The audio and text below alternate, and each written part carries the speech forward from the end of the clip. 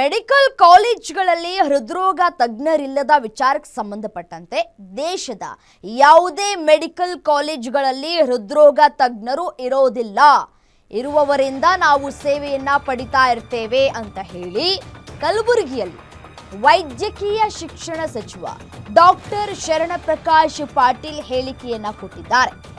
ಬೆಂಗಳೂರು, ಮೈಸೂರು, ಕಲಬುರಗಿಯಲ್ಲಿ ಜಯದೇವ ಆಸ್ಪತ್ರೆ ಇದೆ. ಹೃದಯ ತೊಂದರೆ ಇರೋರಿಗೆ ಜಯದೇವ ಆಸ್ಪತ್ರೆಗಳು ಸೇವೆಯನ್ನ ನೀಡ್ತಾ ಇದ್ದಾವೆ. ಜನ ಆತಂಕದಿಂದ ಹೆಚ್ಚಾಗಿ ಆಸ್ಪತ್ರೆಗೆ ಬರ್ತಾ ಇದ್ದಾರೆ. ಪ್ರತಿದಿನ 450ರಿಂದ 600 ಜನ ಹೃದಯ ತಪಾಸಣೆಯನ್ನ ಮಾಡಿಸ್ಕೊಳ್ತಾ ಇದ್ದಾರೆ, ಇಸಿಜಿಯನ್ನ ಮಾಡಿಸ್ಕೊಳ್ತಾ ಇದ್ದಾರೆ. ಖಾಸಗಿ ಆಸ್ಪತ್ರೆಗಳಿಗೂ ಕೂಡ ಹೆಚ್ಚಾಗಿ ಜನ ಹೋಗ್ತಾ ಇದ್ದಾರೆ.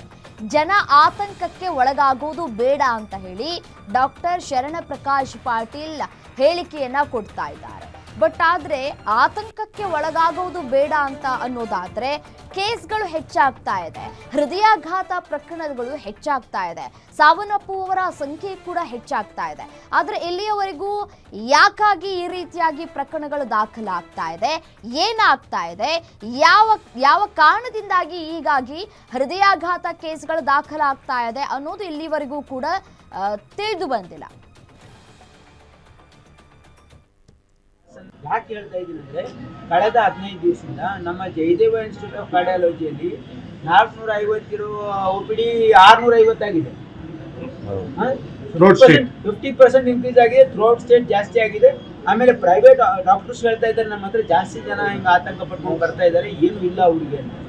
ದಯವಿಟ್ಟು ಒಂದು ಜನರಲ್ಲಿ ಏನು ತಪ್ಪು ಮಾಹಿತಿ ಹೋಗಿದೆ ಅಂದರೆ, ಇದೇನೋ ಲಸಿಕೆಯಿಂದ ಲಿಂಕ್ ಆಗಿದೆ ಅಂತಕ್ಕಂಥದ್ದು ಏನೋ ಇತ್ತು. ಅದು ಇಲ್ಲಿವರೆಗೆ ICMR ಆಗಲಿ, ಅನೇಕ ತಾಂತ್ರಿಕ ಸಮಿತಿಗಳಾಗಲಿ ಯಾವುದು ಇದಕ್ಕೆ ನಮ್ಮ ವ್ಯಾಕ್ಸಿನಿಗೆ ಇದಕ್ಕೆ ಏನು ಲಿಂಕ್ ಇಲ್ಲ ಅಂತಕ್ಕಂಥದ್ದು ಭಾಳ ಸ್ಪಷ್ಟವಾಗಿ ಹೇಳಿದ್ದಾರೆ. ಇಲ್ಲಿವರೆಗೆ ಯಾವುದೂ ಆ ರೀತಿ ಇಲ್ಲ, ಇನ್ನೂ ರಿಸರ್ಚ್ ನಡೀತಾ ಇದೆ. ಅದ್ರ ಜೊತೆಗೆ ಇಲ್ಲಿ ಕೆಲವು ಜನ ಪೋಸ್ಟ್ ಕೋವಿಡು ಜನರ ಒಂದು ಏನು ಮಾನಸಿಕ ಒತ್ತಡ ಆಗಿರ್ಬೋದು, ಅವ್ರ ಲೈಫ್ ಸ್ಟೈಲ್ ಚೇಂಜ್ ಆಗಿರ್ಬೋದು, ಅದರಿಂದ ಅವರು ಸ್ವಲ್ಪ ಕೇಸಸ್ ಜಾಸ್ತಿ ಬರ್ತಾ ಇವೆ ಅಂತಕ್ಕಂಥದ್ದು ಹೇಳ್ತಾರೆ. ಇನ್ನೊಂದು, ನಾವು ಹಾಸನದ ಬಗ್ಗೆನೇ ಇದು ವಿಷಯವಾಗಿತ್ತು. ಒಂದು ಕಮಿಟಿಯನ್ನು ಮಾಡಿದ್ದೀವಿ, ಎಲ್ಲ ಡೆತ್ಸನ್ನು ಅನಲೈಸ್ ಮಾಡಿ ನಮಗೆ ಒಂದು ರಿಪೋರ್ಟ್ ಕೊಡಕ್ಕೆ ಹೇಳಿದ್ದೀವಿ. ಅದು ನಡೀತಾ ಇದೆ. ಅದು ಬಂದ ಮೇಲೆ ನಾವು ವರ್ಕ್ ಆಗ್ತಾ ಇರೋದು ಜಾಸ್ತಿ ಆಗಿರೋದ್ರಿಂದ ನಾವೀಗ ಅಡಿಷನಲ್ ಅವರಿಗೆ ಸ್ಟಾಫಿಗೆ ನಾನು ಡಿಸ್ಕಸ್ ಮಾಡ್ತಾ ಇದ್ದೀನಿ ಡೈರೆಕ್ಟರ್ಗೆ. ಇಲ್ಲಿ ಏನೇನು ಅಡಿಷನಲ್ ಸ್ಟಾಫ್ ಬೇಕೋ ಕೊಡಿಸ್ತೀನಿ. ಆಮೇಲೆ ಹಾಸನದೇನು ಕೇಸ್ ಇದೆಯಲ್ಲ, ಅಲ್ಲಿ ನಾವು ಸ್ಪೆಸಿಫಿಕ್ ಆಗಿ ನಮ್ಮ ಜಯದೇವ ಡೈರೆಕ್ಟರ್ಗೂ ಒಂದು ಇನ್ಸ್ಟ್ರಕ್ಷನ್ ಕೊಟ್ಟಿದ್ದೀವಿ.